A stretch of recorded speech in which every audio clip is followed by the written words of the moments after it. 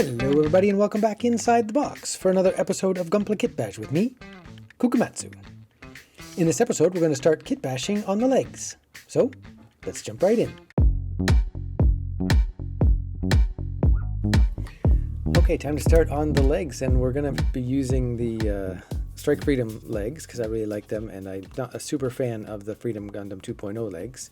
Just in terms of detail level and style, I just like these better personally, so that's why I'm going to use these as a base. I have this leftover parts of the Barbatos kit sitting on my bench, and I'm looking at them and I'm thinking, oh, that ankle stuff is looking pretty cool. I wonder if I should use that. And then I'm thinking, oh, I've used Barbatos a lot in this kit. Is this a good idea to keep on using it throughout? I kind of think I am going to do that. I think this part maybe to see if I can get that out and see if there's anything else usable in there. But I like the idea of having this part exposed at the back of the leg here. So let's see if that can be a possibility. Okay, so I've removed the piston from the back of the Barbatos, and it may be that I just use that. I don't use much else of the inner frame. I'm just thinking about, it'd be interesting to have one part of the piston attached to the ankle guard and then the other part attached to the back of the leg. I think the key is going to be to try and keep the connection points from the Barbatos frame though, even if I don't use the frame itself. The top of the piston just clicks into a thing like that. So I'm wondering if I could just cut that piece out and attach it to there. And then this piece attaches to there. So if I could cut that off and then somehow attach it to there. I might end up having to clear out some of this panel in the back to make all this work. Because if the piston is sitting on the top of that, it's going to definitely hit that. But I'm going to start doing some cutting and see what I think. Before I start cutting, the other option to consider is just to use the whole foot. I have done this kind of thing before where I've just taken the internals of another kit and put the foot panels onto it, and it's worked out pretty well. So this actually might be better. I might backtrack on what I was planning and just use the whole thing. I'm sure I could find a way to adapt that to there. I think this might be the way to go because then I get a cool ankle and the all the mechanics going along with it. I guess the question is, can I find a way to attach the ankle guard to that and still have the piston work? Both mechanics kind of happen in the same spot. The piston and this ball joint here makes it difficult for them to both operate. Maybe this is a blind alley. Maybe I should stick with my first plan. Yep, going back to the first plan. So I am going to just cut this off. I'm glad I went through that process though, just to make sure, because once I cut this, I won't be able to go back from that. But I am going to go ahead and cut this off. And I'm thinking that this can just attach sort of like that. And then, see, what I want it to do is move with the ankle guard so that it does articulate the piston. So I think I'm right. I will have to clear out that bit of panel. So I'm going to do that. I'm going to lose some structural integrity of this panel by doing this, but I think it's necessary. We'll just do a quick clip of this.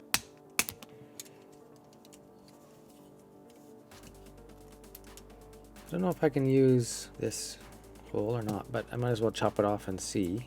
It works in all directions, so I wonder if I can cut it off and put it into that hole there. That hole is pretty similar size, so I would need to chop this first. ABS is pretty soft, so I'll just try trimming this with the knife to get it to the size I need it to be. Could probably do the trick. Just put lots of glue in there.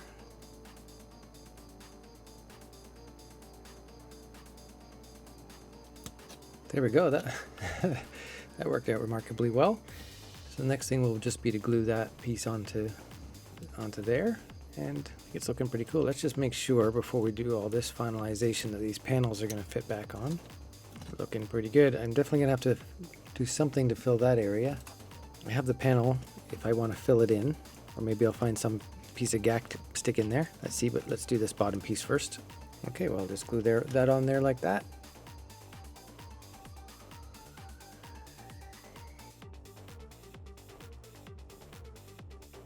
I think that's looking pretty good.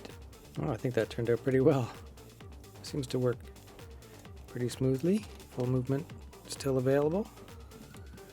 That's great.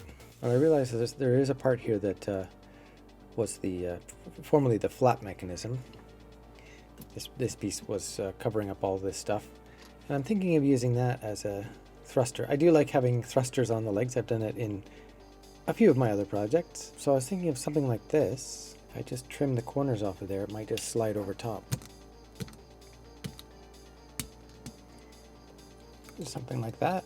I can sort of pose it. And then I was thinking of adding a little bit of something in there to make it. I mean, if you've ever built a RX-78, you'll recognize this shape. I was thinking of using those to be something like that. I think that's going to work, and I wonder if I can do something with this. I'm just thinking of some kind of panel piece there, but maybe it's unnecessary. I just don't love the little hole that is created there. Let me see if I can find something else that might fit in that space. I didn't really find anything that works. I think I was looking at this kind of thing, and I think it's just maybe too bulky because it's quite a slim leg. I was thinking maybe though that the original piece that went in there is obviously the right width, so I wonder if I can just use it. Maybe if I just chop it here, will that stick up in there and just look like it's meant to be sort of a guard, maybe a little shorter. It doesn't need to be much. I'm just looking for a good transition piece. It doesn't need to cover the whole thing. Just want to sort of fill in that little hole. Yeah, that's basically what I was going for. Something like that. I think that's nice with the little shape on the end. Okay, well, I'm just looking at the rest of the leg and thinking about, is there anything else that we want to do to it? The funny thing about what we've done today is that it's all on the back.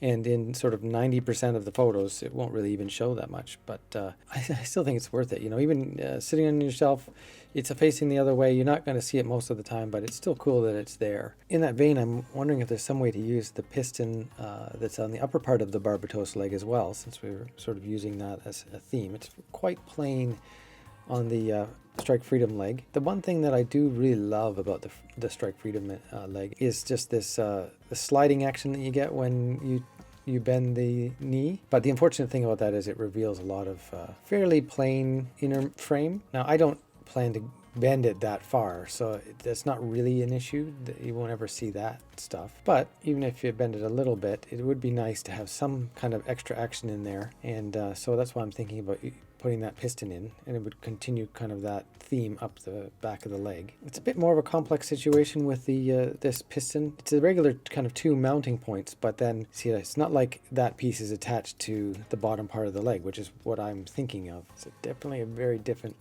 approach to the same problem. I mean, essentially the Barbatos frame has 1 pivot point. It's right there for the knee. So it's actually quite a bit simpler in a lot of ways than the Strike Freedom, which has 2 pivot points there and there. What I don't want to do is totally limit the action there, but I'm just wondering if there's a way to get a piston into there and still have it work. So I'm going to pursue that. I don't know if it's going to work out, but I'm definitely going to go for it and see what I can get out of it. I always find it easier to just get rid of all of the extraneous parts to really get a sense of what is going on in there and what parts might be able to fit onto where you're trying to get it to. I actually used to build animatronics for film a long time ago, and the animatronics always look super complex, and people always comment about how complex it is. But the secret is it's actually just a lot of very simple mechanisms working in close proximity to each other. So a lot of times, if you can just isolate the one thing that you're trying to deal with, you discover that it's actually quite simple. I feel like there is a way to get this on here. I'm just going to have to keep simplifying it to a point where I can just figure out how to attach it in a way that is going to work mechanically. The width actually looks pretty good to fit over top of that somehow, but I do need to trim it back. But I want to retain the width, so I'm just thinking of trimming this back a little bit to see how it might work.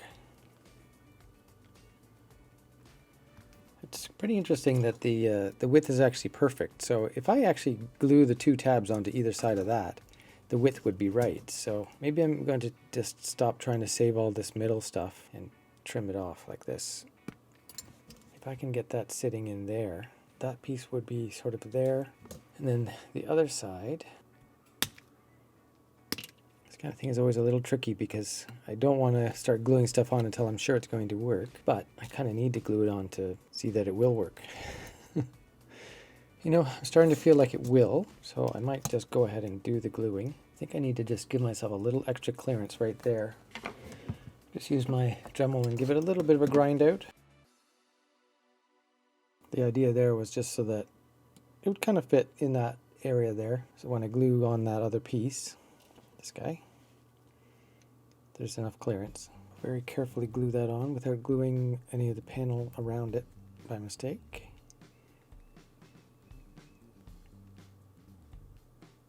I'm just realizing that if I glue on the other side, the piston piece will be trapped in there. So just to be safe, I'm going to save that for future time. Just try and get the rest of it working. Hopefully it can hold enough to sort of show that it is working. Biggest problem I have here is just that the piston is so short. So you really want it to be quite long when it's extended in this situation. But I think I'm going to have enough movement here. If I use that as my sort of stopping point there, the straight leg. So it's going to end up like that with those parts on the edge, so we'll use that as a guide. Don't want to make it all permanent yet. I still need to figure out how the panel is going to interact with that piece. What do I need to trim off? It seems like the width does go around that, so if I use that as a guide and just go that width there, it should work. This will be tricky. I'm not sure exactly how I'll do that cut and make it clean. I think maybe the thing to do is to do it roughly, but in the middle to start, to get some of the bulk out of there. Try not to break it as I do it. Sort of get that out of there. And then do the rest with a knife, just trim it back.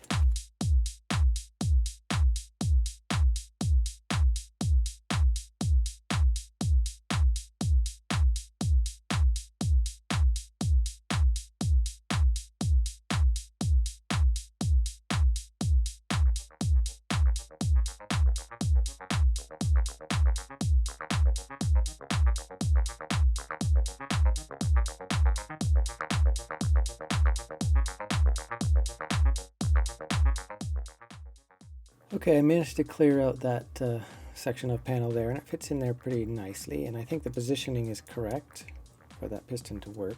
It's basically at its extents right there, which is good, and then when it goes, it's like that. Of course, it's not easy to do at the moment, but it will work, I think, quite smoothly once I have it all together after I paint it. So I'm going to make sure that I don't lose this little piece right here in the meantime. But that will eventually go on there. A little sticky tack will help hold it there for now.